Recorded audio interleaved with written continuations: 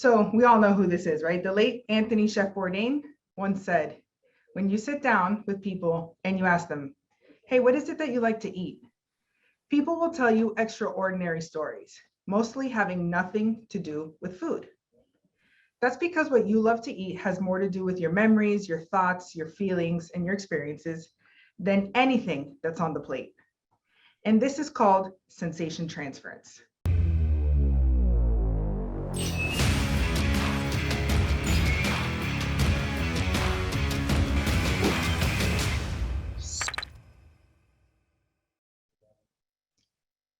Sensation transference is something that we all create, and it connects us to things we love.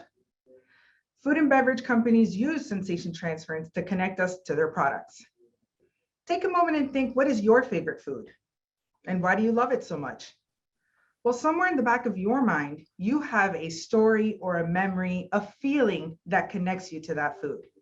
And somewhere along the line, you have created sensation transference and locked in a positive connection. The food industry creates sensation transference with their packaging. When you're standing in the grocery store, what is it that makes you pick up one product over another and ultimately put that one product in your cart? There are over 40,000 items to choose from in the grocery store. And now imagine every box and every item looking exactly the same, in the same brown box with the same font, the same black lettering. You are looking for the crackers, but they look like the cookies. And you need to buy rice, but you end up buying laundry detergent. Packaging is something that helps us narrow our choices quickly and at a glance. And that's how you know that you have found what you're looking for. And sometimes the packaging is done so well that we believe that we're buying the actual product, but in reality, we're subconsciously just buying the box. So what can we learn about the food and beverage industry and how they successfully use packaging to manipulate our buying habits? Well, ask yourself, how well packaged is your agency? Are your prospects able to find you quickly and by design? And if they are able to find you quickly, do they lose you once they start interacting with your agency? Does your messaging sound the same as every other insurance transaction that they've had in the past? It's 2022, and insurance agents can no longer win or even compete on just being better.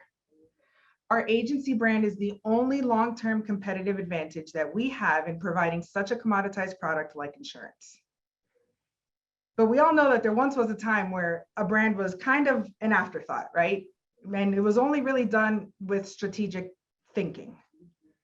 At that time, we thought a brand was maybe picking some colors, a logo, a mission statement, and using talking points being we're family-owned agency, we've been in business for X amount of years, and we represent 10 of the best carriers in the state or maybe in the nation. That's how it used to be. And around this time is when last name insurance agency was popular. And by no means is this a knock on any last name insurance agents. There's many ways to be successful. And really the question is last name insurance agency going to be enough to make you memorable in 2035? And it might be, but you have to package your agency correctly. So this is where having strategy and creativity working together is a crucial part of a memorable brand. The left side of the brain is the logical side. Imagine our CPAs, our attorneys, insurance agents. And the right side controls our imagination, our intuition. This is where the dreamers live, the musicians, and the art comes from. And the majority of our people, we're strategic thinkers, right? Especially in our industry. But when you have both the left and the right side of your brain working together to help you define things like who your ideal prospect is, how are they going to find you? What is your agency culture like?